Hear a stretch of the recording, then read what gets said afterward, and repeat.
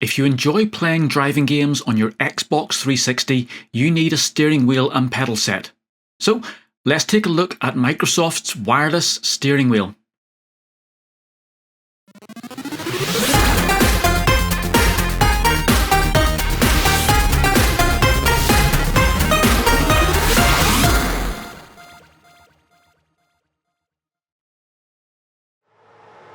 Hi and welcome to Bytes and Bits. The Xbox 360 has a fantastic library of great driving simulation games, from pure track-based games like the F1 series and the Grid games, through street racing games like Forza Horizon and the Need for Speed games, and then full off-road experiences such as the Dirt range of games. Now you can have great fun with these using a normal Xbox controller, but if you really want to get into these games, you're gonna need a steering wheel and pedal set. So in this video, I'm going to be using the official Microsoft wireless steering wheel. Now this was first launched in late 2006, but they're still quite easy to get hold of on eBay or refurbished outlets such as CX. And there you'll pay about £50 or $50 for a fully working system. Now the steering wheel offers a full force feedback experience with gear paddles and all the normal controller buttons. And then you have a brake and accelerator on the floor pedal unit. Now the full wheel and pedal system was eventually replaced by the speed wheel, which I covered in another video, so I'll naturally be comparing the performance of both of these in this video.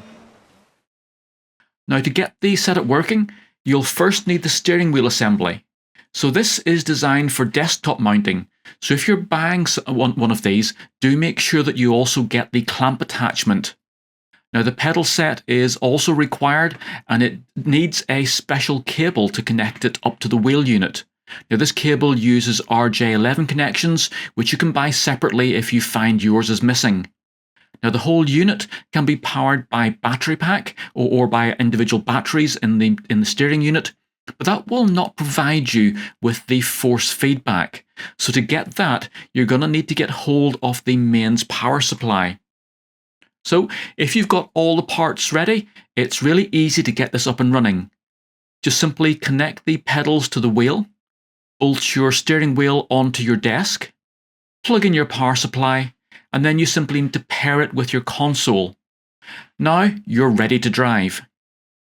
Now the big difference between this unit and the speed wheel is of course that you do need to have some sort of surface in front of your monitor or your TV that you can clamp the wheel to. Now I guess this was probably one of the big factors in moving towards the speed wheel, as you can just use that while you're sitting on your couch. So the wheel itself has a very nice feel to it actually, with these rubberized areas for your hands and then a chromed bottom section. Now it's a nice size and it does rotate very smoothly with a good quality feel.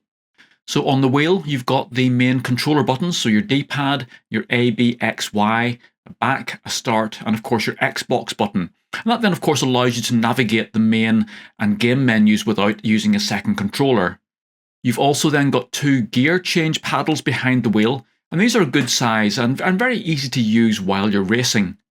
Now the wheel itself turns about 270 degrees from lock to lock, so it's not a full or even multiple rotations, but it does give you enough to give you accurate control and of course a proper driving sensation.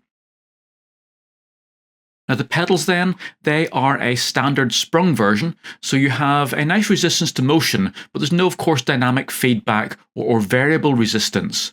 They do move smoothly, so again gives you good accuracy when braking and accelerating.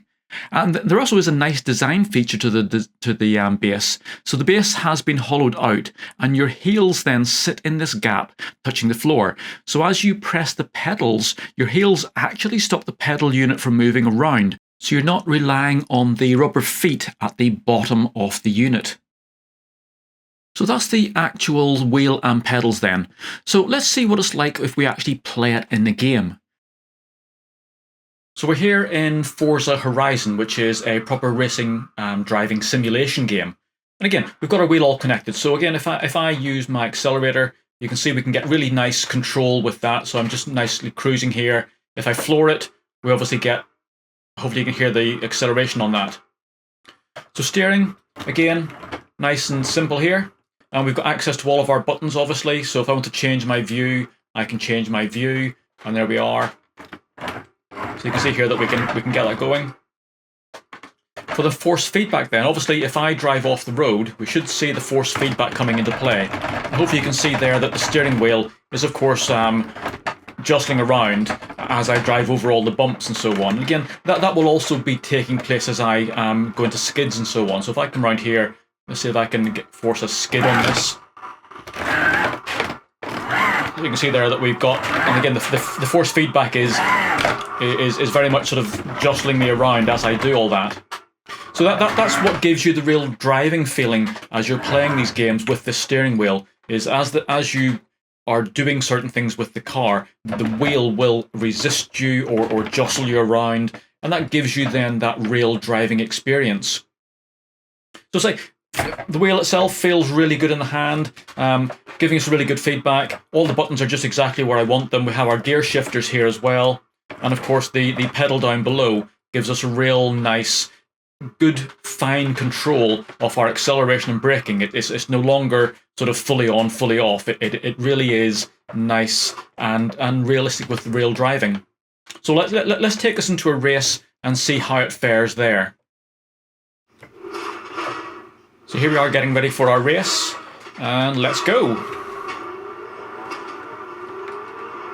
So again, with these driving wheels, I prefer to actually go into the bonnet view. And you can see we get very fine control here over our steering. So let's see if we can get past these people on this corner. And again, we're getting all the good feedback from this, so it really does make it feel like you're actually driving the car rather than sitting playing with a game controller. So let's see if we can get control again. And again, with the feedback, when I get into those skids and start fishtailing like that, we do get that feedback, which really makes it easier to regain control of the car. You really can feel what's going on. So let's see if we can come around here. And again, as I'm moving over this rough ground, you can see there I'm getting all that feedback. Of course, we're starting to lose it, so let's see if we can get back on the gas here. All right. And again, it does give you that extra dimension to the game, having all of that steering wheel input coming back to you. And again,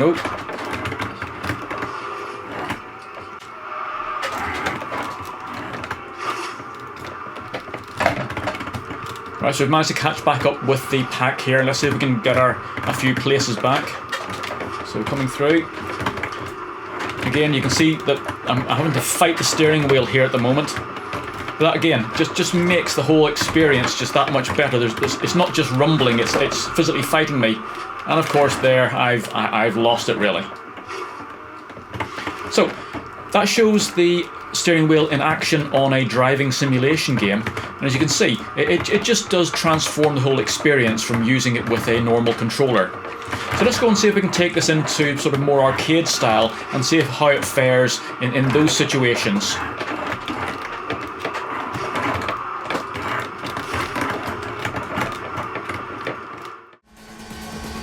So this is Midnight Club LA, and this again is still a racing and driving simulation game, but again more of an arcade feel to it.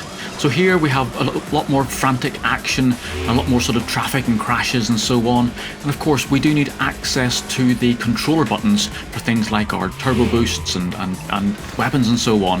So again, you can see here that the racing wheel just really does turn this from a sort of a controller-based arcade game into a real action driving simulation.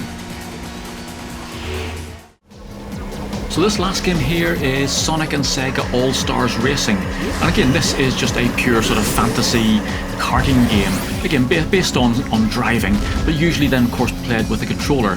But again, adding in the wireless steering wheel just really does turn this from a pure arcade game into another of these sort of action-packed driving simulation games. Again, with loads of fun and access to all of the controller buttons for our weapons and drifting and so on. Again, just really transforms the whole feel of the game, and for me, I think that is a big bonus for something like this. So in conclusion then, overall, I think this wheel is a great addition to your Xbox 360 collection. If you do like driving games, I would put this down as a must-have. It does easily beat the speed wheel for the driving experience, but of course it is a lot more bulky and does need you to have some sort of surface in front of your display to actually mount the wheel onto. But if you can do that, then of course you are in for a real treat. So I hope you found this video useful. Please do click that like button and subscribe to the channel. Again, I do lots more gaming and console modding and electronics and making videos. So look out for those. I look forward to seeing you again very soon. And bye for now. For more games programming, electronics projects and retro gaming, please make sure you like this video, subscribe to my YouTube channel and visit my website.